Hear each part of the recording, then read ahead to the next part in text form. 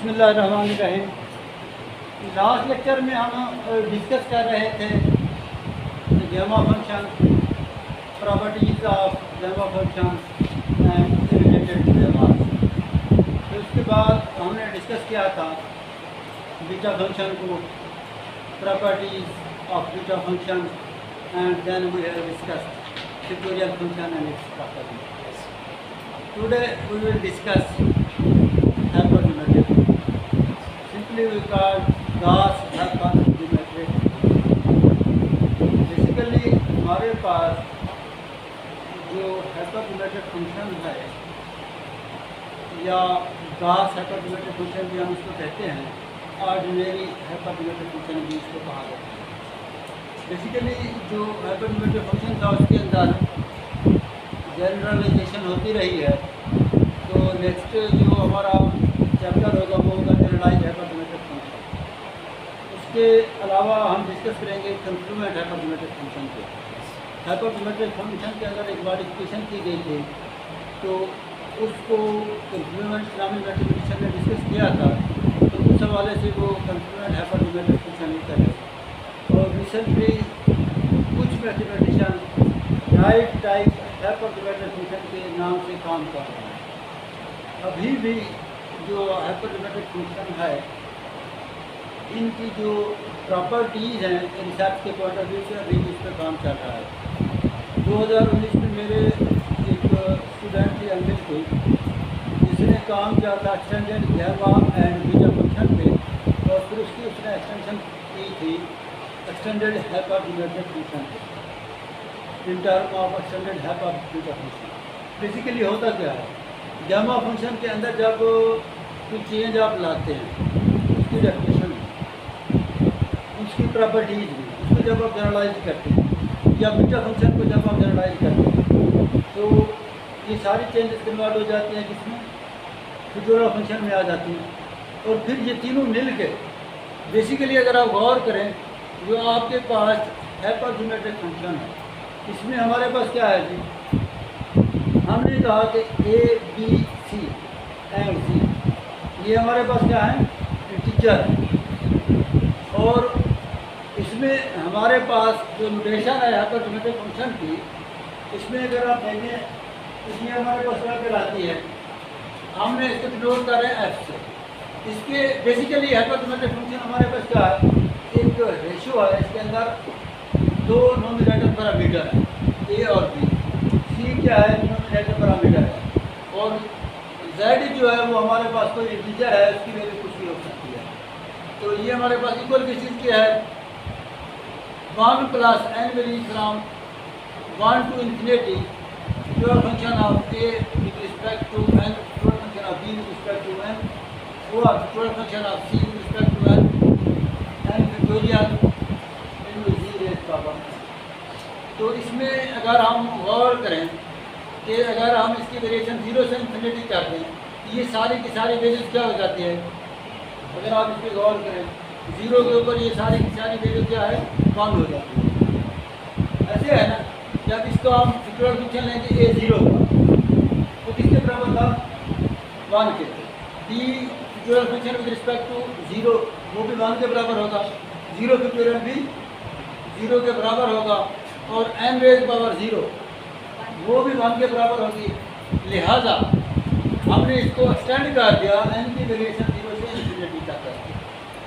अब जो हमारे पास हाइपरजोमेट्रिक फंक्शन है, अगर हम कहते हैं कि इसके अंदर केसेस हैं, हम कहते हैं कि हमारे पास a और c क्या है, इक्वल है, तो फिर ये सिंपली हमारे पास क्या बन जाती है, ज्योमेट्रिक सीरीज बन जाएगी। ए और सी अगर हम बराबर करते हैं और बी को 1 के बराबर कर देते हैं, तो रिजल्ट हमारे पास क्या आता है, एलिमेंट्री ज्योमेट्रिक सीरीज जो आप डिस्कस कर रहे होते हैं वो बन जाती है। अब नेक्स्ट जो हमारे पास टारगेट है हमारा, हमने फाइंड करना है कन्वर्जेंस ऑफ हाइपरजोमेट्रिक। तो बेसिकली जो हमारे पास हाइपरजोमेट्रिक फंक्शन है, ये एक किस्म की ट्रांसफॉर्मेशन है कि हम इंटीग्रल को ट्रांसफॉर्म करते हैं सीरीज में। हमारे पास डिफरेंशियल इक्वेशन है, उनको भी हम क्या करते हैं, उनका सीरीज सोल्यूशन फाइंड करते हैं। तो कन्वर्ट क्या करते हैं, सीरीज में जब हम इसका कन्वर्जेंस फाइंड करते हैं तो बेसिकली हमारे पास जो हाइपरबोलिक फंक्शन है उनको जो रिजल्ट है वो क्या है, इन टर्म ऑफ क्या है, सीरीज है। तो सीरीज कब कन्वर्ट करती है, कब डाइवर्ज करती है। अगर आप लोगों से पूछा जाए कि आपके पास कोई सीरीज है जो कन्वर्ज कब करती है, डाइवर्ज कब करती है, उसके कन्वर्जेंस और डाइवर्जेंस को फाइंड करने के लिए हमारे पास मेथड कौन से है। तो आप में से कोई बता सकता है कि जब हम किसी भी सीरीज को कन्वर्ज करते हैं तो उसके लिए कौन सा मेथड यूज़ करते हैं। तो इसके अंदर हमने क्या यूज़ किया है, रेशो टेस्ट को। एक काची या लंबा टेस्ट होता है, इस तरह काफ़ी सारे टेस्ट हैं जिससे कन्वर्जेंस ऑफ सीरीज को फाइंड करते हैं। तो रेशो टेस्ट आपके पास बेसिकली क्या होता है, रेशो टेस्ट ये होता है कि अगर आपके पास कोई सीरीज़ है जिसको हम सपोज कर लेते हैं कि इसमें से हम सपोज कर लेते हैं कि ये सारी वैल्यूज जो है ये क्या है, बेसिकली एक सीरीज़ है 0 से इन्फिनिटी तक, ऐसे है ना। तो सीरीज़ है और उसकी जो टर्म है अगर पॉजिटिव हुई तो कुछ इस तरीके से हम उसको डिफाइन कर लेते हैं, ठीक है। तो बेसिकली हम हाइपरबोलिक फंक्शन का डिस्कस कर रहे थे। Let summation u and v the series with positive term. Suppose that इसमें हमारे पास क्या है कि limit n tend to infinity absolute value of un plus 1 over un is equal to l। इसको हम किसी का नाम दे रहे हैं, इक्वेशन 2 का नाम दे रहे हैं। और इसलिए जो हमारे पास l है इसके ऊपर हमारी कंडीशन है, अगर हमारा l लेस देन इन्फिनिटी है तो सॉरी लेस देन 1 है द सीरीज कन्वर्जेंस एब्सोल्यूटली। अगर हमारे पास क्या है लेस देन 1 तो हमारी सीरीज क्या है, एब्सोल्युटली कन्वर्ज करती है। अगर हम कहते हैं ग्रेटर देन 1 तो सीरीज हमारी क्या करती है, डाइवर्ज करती है। अगर हम कहते हैं इक्वल टू 1 तो मे और मे नॉट कन्वर्ज करती है। ये उसका रिजल्ट है। तो चूँकि हम इसके ऊपर रेशो टेस्ट लगा रहे हैं तो हम सपोज कर लेते हैं जो इक्वेशन 1 है इसकी जो राइट हैंड साइड है वो बराबर है किसके, un, ठीक है। अच्छा, और फिर un प्लस 1 किसके बराबर होगा, जहाँ पे n है वहाँ पे हम n प्लस 1 लिखते हैं, ऐसे है ना। अब इसमें अगर आप गौर करें तो आपके पास कुछ ट्यूटोरियल फंक्शन भी जो आपने लास्ट टाइम फॉर्मूला वो यूज हो रही है। एक बात अपने दिमाग में जहन में बिठा दें कि स्पेशल फंक्शन एक ऐसा सब्जेक्ट है जो सदैव बेस करता है, जस्ट लाइक वो इस बिल्डिंग की तरह है। अगर आप उसकी बेस नहीं बनाएंगे तो आप दीवार नहीं बना सकते, दीवार नहीं बनाएंगे तो छत नहीं बना सकते। तो इसका हर आने वाला जो रिजल्ट है वो अब के रिजल्ट में यूज होता है। अब अगर आप गौर करें तो पिछले लेक्चर में हमने इस रिजल्ट को प्रूव किया था, अब हम उसको इम्प्लीमेंट करने जा रहे हैं। हमने कहा था कि factorial function of alpha with respect to n plus k is equal to factorial function of alpha with respect to n into factorial function of alpha plus n with respect to k। तो ये हमारे पास result था। हम क्या करते हैं, substitute कर देते हैं, जब पुट कर देते हैं 1 k इक्वल टू 1, जब कि हम 1 पुट करेंगे तो ये हमारे पास क्या हो जाएगा, factorial function of alpha with respect to n plus 1 बराबर हो जाएगा alpha n into alpha plus n into 1। Last time जब हम डिस्कस कर रहे थे फैक्टोरियल फंक्शन को, हमने कहा था कि अगर हम सीधा फैक्टोरियल फंक्शन ले रहे हैं विद रिस्पेक्ट टू 1 तो वो उसी के बराबर होगा। इसका मतलब ये कि alpha plus n factorial function with respect to 1 बराबर होगा किसके, अल्फा प्लस n के। तो ये हमारे पास रिजल्ट था। अब ये वाली वैल्यूज हमने क्या करनी है, जो हमारे पास इक्वेशन बी है उसके अंदर पुट करते हैं, सब्स्टिट्यूट करते हैं। इक्वेशन बी हमारे पास गिवन है, उसके अंदर हम वैल्यूज क्या करते हैं, पुट करते हैं। तो जब ये वैल्यूज हम उसके अंदर पुट करेंगे तो हमारे पास सिंप्लीफिकेशन हो जाएगी। अब जहाँ पे हमारे पास इक्वेशन बी में हमारे पास क्या था, function of alpha with respect to n plus 1 था, उसकी जगह पे हमने क्या लिखा, function of a with respect to n into a plus n, function of b with respect to n into b plus n, b raise power n plus 1। ये सारी values हमने इसमें क्या कर दी है, पुट कर दी। और फिर आप अगर देखें तो जो हमारे पास पास UN+1 था, वो इसके बराबर था UN+1 ओवर UN जो है।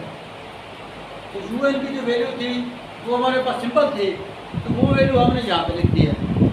अब ये बेसिकली 1 ओवर UN है ना, तो उस वैल्यू को हमने 1 ओवर कर किया, तो ये हमारे पास क्या हो गया, इसका रेसिप्रोकल आ गया। अब हमने इसमें से छोटी सी वैल्यूज आपस में कैंसिल आउट हो रही थी, ये इससे कैंसिल हो गया, बी भी कैंसिल हो गया, सी भी कैंसिल हो गया, जो रिमेनिंग हमारे पास रिजल्ट था वो ये बात किया। इसको जब हम सिंप्लीफाई करेंगे तो हमारे पास रिजल्ट ऑप्शन आ जाएगा। अच्छा, अब हम इसमें लिमिट भी लेते हैं और साथ में एब्सोल्यूट वैल्यू भी लेते हैं बोथ साइड में। अच्छा, हम इसकी एब्सोल्यूट वैल्यू क्यों ले रहे हैं, नॉर्म क्यों नहीं लिया भाई? Difference between norm and mod, last time भी आपने इसमें लगाया था कि नॉर्म और मॉड का क्या डिफरेंस है।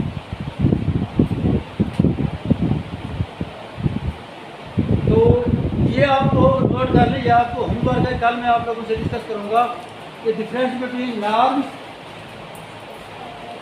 एंड मॉड या फिर एब्सोल्यूट वैल्यू, इन दोनों का डिफरेंस क्या है। फिर हमारे पास जो टाइप्स ऑफ नॉर्म है वो आपने डिस्कस कर ली है।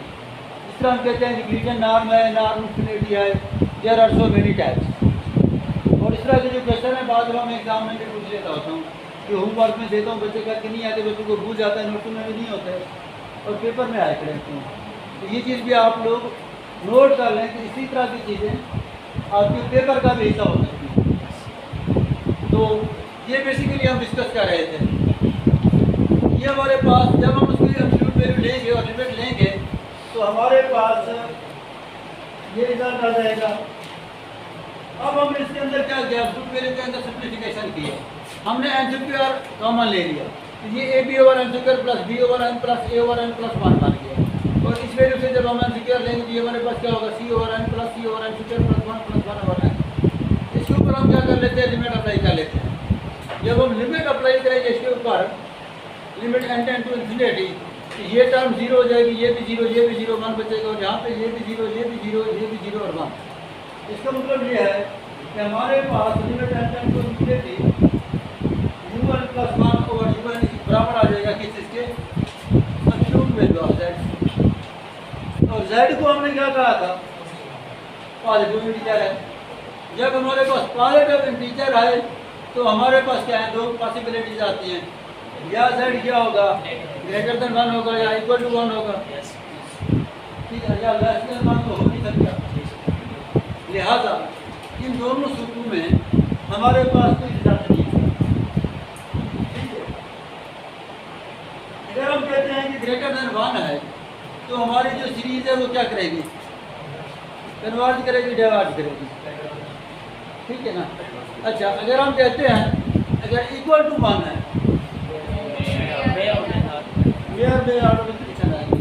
तो एक और भी है कि ये जो हम कहते हैं कि ये जो चीज़ें 3 पॉइंट हमने लिखे थे, less than 1, equal to 1, greater than 1, ये तीनों केसेस आप लोगों ने सर्च करने हैं किसी बुक से कि क्या ये जो स्टेटमेंट लिखी हुई थी ठीक लिखी हुई थी या इसके अंदर कोई मिस्टेक है। कहीं ऐसा तो नहीं है कि जो ग्रेटर देन 1 है वो कन्वर्ट करता है और लेस देन 1 जो है वो डाइवर्ट करता है। ये चीज़ आप लोगों ने किसी बुक से उसका रेफरेंस कोड करना है, ऐसे बातों से नहीं सर होते, यस नहीं होना। मेरे नोट्स में तो इसका लिखा हुआ है जो आपके पास है, हो सकता है मैंने लिखे हुए मिस्टेक की हो। तो इसको आपने टैली किससे करना है, किसी अथेंटिक बुक से करना है, या फिर जो रिकमेंडेड बुक है इसकी वो भी PDF में मेरे पास अवेलेबल है। अगर किसी को चाहिए तो वो मैं ग्रुप में शेयर कर सकता हूँ, ताकि आप उस बुक को देखें, बुक स्टडी करें, ताकि आपको उसकी एक्सरसाइज का बाकी चीज़ों का आइडिया हो। तो इसकी रैन विली की बुक है स्पेशल फंक्शन की, वो भी हमारे पास अवेलेबल है, ठीक है ना। वो अगर किसी को चाहिए हो तो लेक्चर के बाद मुझे वो मैसेज करेंगे, मैं उसको ग्रुप में शेयर कर दूँगा, ताकि आप उस बुक को पढ़ें, स्टडी करें और आपको आइडिया हो कि आप कौन सा सब्जेक्ट पढ़ रहे हैं और क्या पढ़ रहे हैं। इसके बाद हम अगर ये हमारा टेस्ट फेल होता है, जो कि हम नेशनल अप्लाई करते हैं रैबिट से, उसके अंदर हमारे पास क्या है नहीं, उसके अंदर ये है कि अगर हमारे पास summation u will be the series with positive term and suppose that limit n tend to infinity absolute value of n into u n over u n plus 1 minus 1 is equal to n। इसको हमने क्या नाम दिया है? Equation 3 का। अब यहाँ पे हमारे पास है कि l is greater than 1, series converges absolutely, less than और इक्वल टू 1, सीरीज क्या है? डायवर्जेंट। तो फिर हम क्या करते हैं? यूजिंग ए एंड बी, ठीक है ना, दिस इम्प्लाइज वी गेट, जब ए एंड बी हम यूज़ करते हैं सी में तो हमारे पास रिजल्ट क्या है? 3 में वैल्यू पुट करेंगे, ये जो 3 है, तो इसमें हमारे पास क्या आ जाएगा? U n plus 1 over u n over u n plus 1 minus 1। तो हम क्या कर लेते हैं? सिंप्लीफाई कर लेते हैं और फिर रिजल्ट ले लेते हैं।